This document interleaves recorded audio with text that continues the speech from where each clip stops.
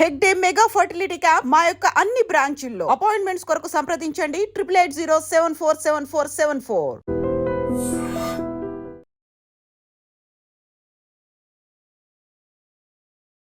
అప్పుల బాధ తాళలేక ఓ వ్యక్తి ఆత్మహత్య చేసుకున్నటువంటి ఘటన విశాఖలో చోటు చేసుకుంది. పెందుర్తి పోలీస్ స్టేషన్ పరిధి వేపగుంట పైడిమాంబ కాలనీకి చెందిన గాలి గోవింద్ అనే వ్యక్తి, ఈయనకి 36 ఇయర్స్ ఉంటాయని పోలీసులు చెప్తున్నారు. అయితే నిన్న ఒక్కసారిగా సాయంత్రం ఆత్మహత్యకు పాల్పడ్డారు. ప్రాథమికంగా పోలీసులు గుర్తించినటువంటి విషయాలు ఏంటంటే, భార్య, 2 పిల్లలు కూడా నిన్న అంటే వేసవి సెలవులు కావటంతో పుట్టింటికి వెళ్ళారు. తునిలో ఉన్నటువంటి పుట్టింటికి వెళ్ళారు. ఈ నేపథ్యంలోనే ఈయన మధ్యకాలంలో అప్పులు బాధలు భరించలేక కాస్త డిప్రెషన్కి వెళ్తున్నట్టు తెలుస్తోంది. ఒకవైపు అప్పుల భారం, మరొక వైపు 2 పిల్లల్ని, భార్యని, కుటుంబాన్ని ఎలా ముందుకు నెట్టుకు రావాలి అనేటటువంటి ఆలోచనతో ఆయన ఈ స్ట్రెస్ భరించలేక ఉరివేసుకుని ఆత్మహత్య చేసుకున్నట్టు కూడా ప్రైమరీగా పోలీసులు అయితే దర్యాప్తులో గుర్తించినటువంటి అంశాలు. అయితే తుని నుంచి పిల్లలతో సహా భార్య ఇక్కడికి చేరుకున్న తర్వాత పూర్తి వివరాలు అయితే తెలియాల్సి ఉంది. ప్రస్తుతానికైతే మార్చిరీకి అయితే బాడీని తరలించడం జరిగింది. ఇక్కడ ఇంకొక విషయం ఏంటంటే, ఇక్కడ అప్పుల బాధ భరించలేక వాళ్ళు ప్రాణాలు తీసుకోవాలనుకుంటున్నారు. సరే, మరి వీళ్ళ మీదే ఆధారపడినటువంటి భార్య పరిస్థితి ఏంటి? 2 చిన్నపిల్లలు, ఒక పాప, ఒక బాబు కూడా మీరు ఫొటోస్లో చూస్తున్నారు. మరి తండ్రి పైనే ఆధారపడినటువంటి 2 పిల్లల పరిస్థితి ఏంటి? భర్త పైనే ఆధారపడినటువంటి భార్య పరిస్థితి ఏంటి? ఇవన్నీ కూడా ప్రతి దానికి ఒక సొల్యూషన్ అనేది ఖచ్చితంగా ఉంటుంది. సో దానికి తగ్గట్టు లైఫ్ డిజైన్ చేసుకొని వెళ్తే కొంత లైఫ్ స్టైల్లో చేంజెస్ రావచ్చు, కానీ ప్రాణాలు తీసుకునేటంత కష్టం మనిషికి ఏమీ ఉండదు. చాలామంది ఎన్నో స్ట్రగుల్స్ ఫేస్ చేస్తూనే కూడా పోరాడుతూనే ఉన్నారు జీవితంలో. అలాంటి వాళ్ళని మనం ఇన్స్పిరేషన్గా తీసుకోవాలి. కానీ ఒక్కసారిగా ఈ ఒత్తిడి నుంచి మనం రిలాక్స్ అవ్వాలి అనుకోవాలి, ఉపశమనం పొందాలి అనుకుంటే అది చావు ఒక్కటే పరిష్కారం అనుకోవడం చాలా అనాలోచితమైన నిర్ణయం అని కూడా మనం చెప్పుకోవచ్చు.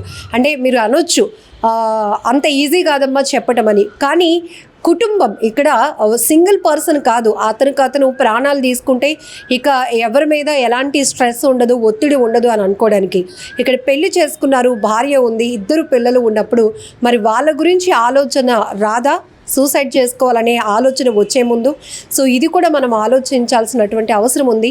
ఇప్పుడు వాళ్ళిద్దరూ చదువు కానీ, లేకపోతే ఆమె ఏదైనా జాబ్ చేసుకోవాలంటే ఆమె ఎడ్యుకేషన్ ఏంటి, ఈ బ్యాక్గ్రౌండ్ ఏంటి, ఇవన్నీ కూడా చాలా ఆలోచన చేయాల్సినటువంటి బాధ్యత ఫస్ట్ మగాడి పైనే ఉంటుంది. ఆ తర్వాత భార్యాభర్తలు ఇద్దరు కూడా ఒక జీవితాన్ని ఎలా ముందుకు తీసుకువెళ్ళాలి అనే ఆలోచన చేసుకోవాలి. ఎందుకంటే పిల్లలు వాళ్ళకి ఏమీ తెలియదు, ఎందుకంటే అమ్మ నాన్న ఉన్నారు అనేటటువంటి ఒక పెద్ద భరోసా. వాళ్ళకి దేవుడు గురించి కూడా తెలీదు. కేవలం కళ్ళ ముందు ఉన్న కన్న తల్లిదండ్రులే మాకు అన్నీ అనుకునేటటువంటి పసి వయసు. మరి వాళ్ళ పరిస్థితి ఏంటి? మనమే చూసుకోలేకపోతే వాళ్ళని మన చుట్టాలు, బంధువులు సాకగలుగుతారా? వాళ్ళని చూసుకోగలుగుతారా? వాళ్ళకి జీవితాంతం తిండి పెట్టి చదువు చెప్పించి పోషించగలుగుతారా? ఇవన్నీ మనం ఎందుకు ఆలోచించుకోలేకపోతున్నాం? ఒక్కసారి ఆలోచించండి. ఈ మధ్య చాలా సూసైడ్సే కాదు, కుటుంబం మొత్తం కూడా ప్రాణాలు తీసుకోవాలి అనుకోవడానికి ప్రధానమైన కారణం అప్పుల బాధలు భరించలేక. కొన్ని చోట్లయితే వాళ్ళు భార్యాభర్తలు ఇద్దరు కూడా అనుకొని ప్రాణాలు తీసుకుంటున్నారు. మనం లేకపోతే పిల్లల్ని ఎవరు చూడరు అనే ఆలోచనతో పసిపిల్లల ప్రాణాలు కూడా తీసేస్తున్నారు. కాకినాడలో చాలా ఇష్యూస్ మనం చూసాం. ఒక తండ్రి అయితే 2 పిల్లల్ని స్కూల్ నుంచి తీసుకొచ్చి కాలువలో తోసేశాడు. ఆయన కూడా అక్కడి నుంచి వెళ్ళిపోయి సూసైడ్ ప్రయత్నం చేశారు. ఇంకో చోట కుటుంబం మొత్తం 4 కుటుంబ సభ్యులు కూడా పాయిజన్ తీసుకొని సూసైడ్ చేసుకున్నారు అప్పుల బాధ భరించలేక. సో అప్పులు అనేది ప్రతి ఒక్కరి జీవితంలో అప్ అండ్ డౌన్స్ ఉంటాయి, స్ట్రగుల్స్ ఉంటాయి. హ్యాపీనెస్ని మనం ఎలా అయితే ఎక్స్పెక్ట్ చేస్తామో వచ్చేటటువంటి స్ట్రగుల్స్ని కూడా ఫేస్ చేయడానికి మనం ఎప్పుడు రెడీగా ఉండాల్సిందే. ఎందుకంటే దాన్నే జీవితం అంటారు, మనందరికీ తెలిసిన విషయమే. కానీ ఇలాంటి చిన్న చిన్న కారణాలకే చనిపోవాలి అనుకోవడం, పిల్లల ప్రాణాలు తీయటం, పిల్లల్ని అనాథలు చేయటం, కుటుంబ సభ్యుల్ని వీధి పాలు చేసినట్టే అవుతుంది ఇలాంటి అనాలోచితమైన నిర్ణయం వల్ల. ఇక్కడ ఈ గాలి గోవింద్ అనే వ్యక్తి కూడా భార్య, 2 పిల్లలు కూడా ఉన్నారు. వారైతే పుట్టింటికి ఆమె పిల్లల్ని తీసుకొని వెళ్ళింది. ఇంతలోనే భర్త ఇలా ఆత్మహత్యకు పాల్పడటం ఆమె ఎంతగా రోధిస్తోందంటే, ఇప్పుడు నా పరిస్థితి ఏంటయ్యా, పిల్లల్ని నేను ఎలా చూసుకునేదయ్యా అంటూ ఆమె రోధిస్తున్నటువంటి తీరు కూడా చాలా బాధాకరం.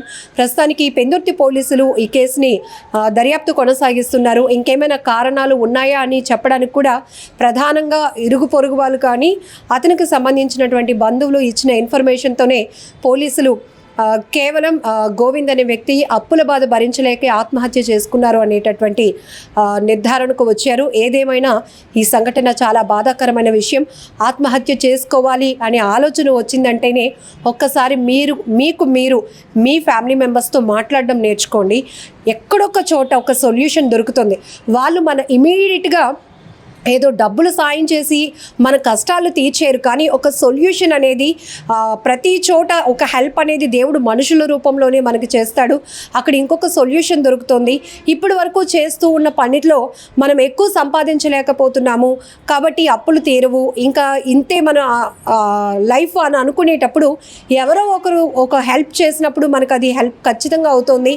జీవితంలో మంచి వైపు ముందుకు వెళ్ళడానికి అవకాశం ఉంటుంది. కాబట్టి ఆ రకమైన ఆలోచన ఎందుకు చేయట్లేదు? ఇప్పటికే సైకాలజిస్టులు కూడా చెప్తున్నారు, చాలా కుటుంబాలు అర్ధాంతరంగా తనువు చాలించడానికి కారణం కూడా ఎక్స్పెక్టేషన్స్ అండ్ అప్పుల బాధలు అని చెప్తున్నారు. ఉన్నంతలో కాకుండా ఇంకొకటి ఫ్యామిలీతో ఇంకొకరు కంపేర్ చేసుకొని వాళ్ళ పిల్లలు కార్పొరేట్ స్కూల్స్లో చదువుతున్నారు, మనం చదివించకపోతే ఎవరైనా ఏమైనా అంటారేమో ఇలాంటివి, లేకపోతే వాళ్ళ భార్య నగలు వేసుకుంటుంది, నా భార్య నేను సరిగ్గా చూసుకోలేకపోతున్నాను అనే ఇన్సెక్యూర్ ఫీలింగ్, ఇలాంటివే ప్రధానంగా మనిషికి ఒక ఒత్తిడిగా మారుతున్నాయి అనేది మనం మాట్లాడుకుంటున్న అంశాలు కాదు, మానసిక నిపుణులు చెప్తున్నారు, సైకాలజిస్టులు చెప్తున్నారు. కాబట్టి ఒకవేళ మీరు ఏదైనా విపరీతమైన ఒత్తిడిలో ఉండి సూసైడ్ ఆలోచనలో ఉండుంటే కనుక ఖచ్చితంగా మమ్మల్ని అప్రోచ్ అవ్వండి. మేమిచ్చే సలహా సజెషన్ మీరు లైఫ్ని హ్యాపీగా లీడ్ చేయడానికి, ఆ స్ట్రెస్ని తగ్గించుకోవటానికి హెల్ప్ అవుతుందని కూడా చెప్తున్నారు. ఇక్కడ చాలా బాధాకరమైన విషయం, కేవలం అప్పుల బాధలు భరించలేక ఆత్మహత్యలు చేసుకుంటున్న పరిస్థితుల్లో కుటుంబ వ్యవస్థ ఏమైపోతుంది? భార్య పిల్లలు మీ మీదే ఆధారపడుతున్నటువంటి వాళ్ళను ఎవరు చూసుకుంటారు?